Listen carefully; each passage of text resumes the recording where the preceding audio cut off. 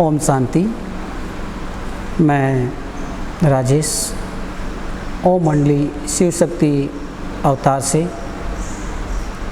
आज मुझे जो अनुभव प्राप्त हुआ, उस अनुभव को मैं आपके सामने सुनाने जा रहा हूँ। और अनुभव सुनाने से मैं पहले 2 लाइन गीत आपके सामने सुनाने जा रहा हूँ।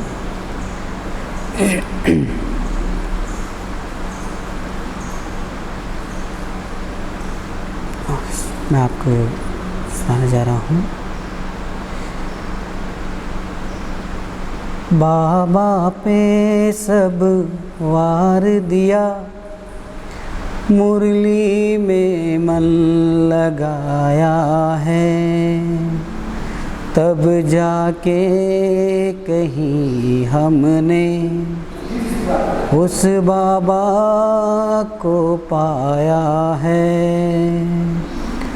ओ बाबा मेरे, शिव बाबा मेरे, तेरा मेरा प्यार निराला था, कुर्बान हुआ तेरी मुरली पे, मैं कितना नसीबों वाला था।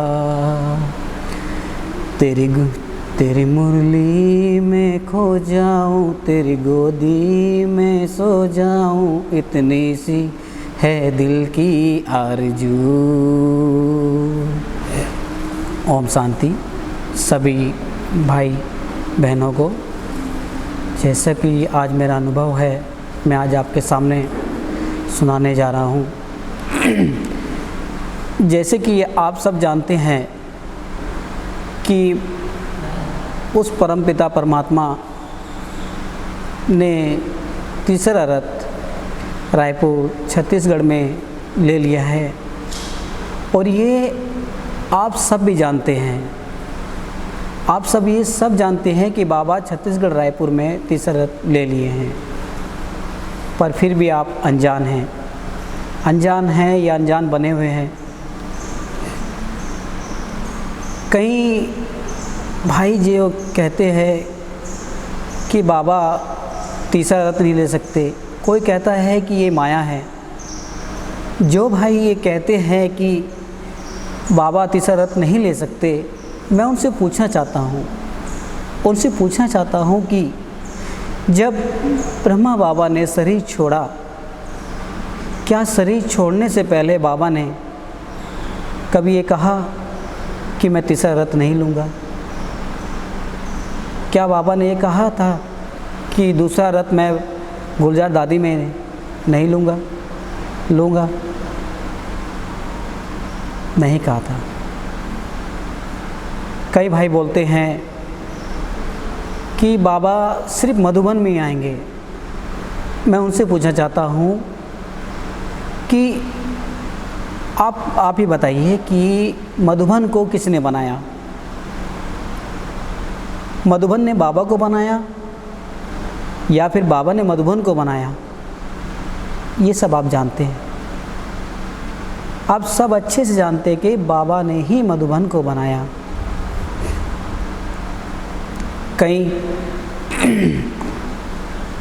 भाई, कई बहनें ये बोलती हैं कि हम 10 साल से, 20 साल से, 15 साल से हम ज्ञान में हैं। ठीक है, मैं मानता हूँ कि आप 20 साल से, 10 साल से, 15 साल से आप ज्ञान में हो। पर क्या बिना देखे, बिना परखे बाबा को माया कहना कहाँ तक सही है? जबकि आप सब भी जानते हैं कि बाबा ने 2017 में ही बाबा का पाठ शुरू हो गया था, मधुबन से ही। और मधुबन में ही जब देवकी दीदी वहाँ पर रहती थी, तब से ही बाबा उनके तन में आने लगे थे। और तब से ही आज तक बाबा यही कहते आ रहे हैं कि मेरे बच्चों, मेरे मीठे बच्चों, मेरे लाडलो, उस परम पिता परमात्मा को पहचानो। कुछ समझ पाए, कुछ नहीं। जबकि आपको भी मालूम है कि जब देवकी दीदी मधुबन में ही रहती थी तभी बाबा उनके शरीर में आने लगे थे, तन में आने लगे थे, माफ़ कीजिएगा। तब से ही बाबा कह रहे हैं कि बच्चों, मैं आपको सतयुगी ही बादशाही देने के लिए आया हूँ, पर आप सब अनजान बने हो, अनजान बन रहे हैं। अब जैसे कि मुझे लगता है कि मेरा जो अनुभव है कि शायद अब उस परम पिता परमात्मा के ये दिन आ गए हैं कि अब वो हर बच्चे के पास में जाएंगे और कहेंगे, मीठे बच्चों, मेरे लाडलो, मैं ही, ये देखो मेरा आधार कार्ड, ये देखो मेरा आधार कार्ड कि मैं ही बाबा हूँ। क्या आपको तब निश्चय होगा बाबा पे? तभी आप बाबा को पहचानेंगे कि हाँ, यही हमारा मीठा बाबा है। यही चाहते हैं आप? भाई जी, समय बहुत कम है, बहुत समय कम है भाई जी। उस परम पिता परमात्मा को पहचानो। ये माया है, ये माया है, कहते कहते कहीं आप उस परम पिता परमात्मा से दूर ना हो जाओ। मेरा यह अनुभव सिर्फ इसीलिए है आज आपके सामने कि आप उस परम पिता परमात्मा को पहचानो। कहीं ये सब करते करते ये माया है करते देखते कहीं आप उस बाबा से, उस परम पिता परमात्मा से दूर ना हो जाएं। ओम शांति।